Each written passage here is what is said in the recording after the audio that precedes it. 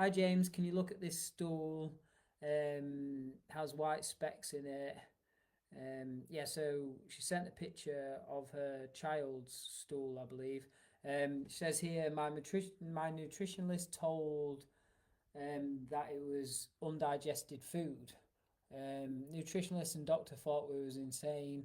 My 5-year-old boy had dry mouth, nausea, legs swelling, so we went for blood test and stool test. Test indicated no parasite for her and us, as in parents, I think, and only mild parasite and bacteria for the 4-year-old, but liver got damage. Um, Asked to drink a lot of water. Um, so I need to make sense of this. So I'm not sure whose picture of the stool that you've sent, but obviously, um,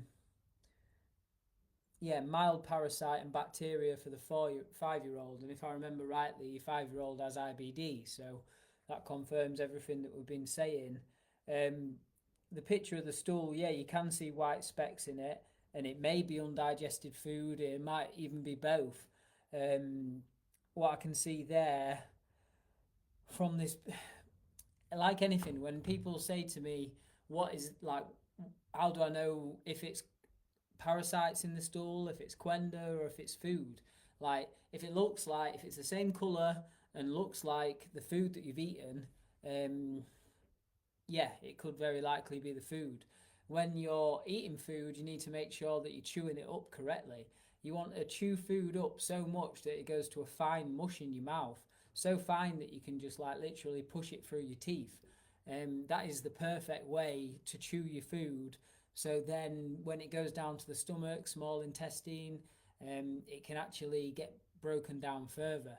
So if whoever's stool that is, if they're not chewing their food correctly, and they are having white foods, it is likely that you're going to get white chunks coming out if you're not chewing your food properly. That being said, if they've had a parasite test, that could also be segments of the tapeworm that's coming out as well. The density of the amount of it, I would say it's very likely both, with the amount of food and stuff like that. And then with you saying that went for a blood test and a stool test, and it didn't indicate parasite for us, but only mild parasite and bacteria for the 5 year old. Yeah, test like a stool test doesn't always bring up parasites, and there is parasites in people's system that aren't even on record.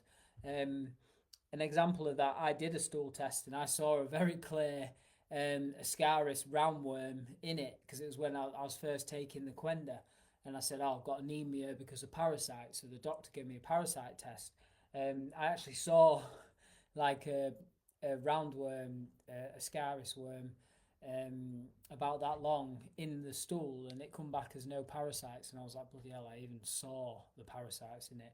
So I don't think the stool tests are conclusive. And then when you talk about blood tests for parasites, they are not conclusive either. But if you've got symptoms of autoimmune and poor liver function, like you mentioned there, it's very likely that it's either parasites or mold or bacterial overgrowths, and or viral infections creating them issues. It's almost certain that it is that. And with you saying the liver markers have been down, yeah, that's standard procedure because once you've got that inflammation in the intestines, you've got that leaky gut, undigested food particles can pass through into the blood, other waste and toxins can pass through into the blood, even undigested food particles can pass through into the blood. When they've passed through into the blood, they go right along the portal vein, which connects the small intestine to the liver. They go right along the portal vein and then overburden the liver because you've got big chunks going into the liver that's not supposed to be there, and that's why your inflammatory markers can be high in your liver. I had to deal with this myself. If you've got inflammatory bowel disease, you're pretty much guaranteed to have high inflammatory markers on your liver because of that process I just described.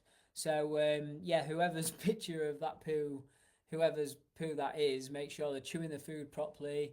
And if they're chewing the food properly and it's coming to like a fine mush, you're not going to get big chunks of white coming out in the stool, and then you know it's definitely parasites.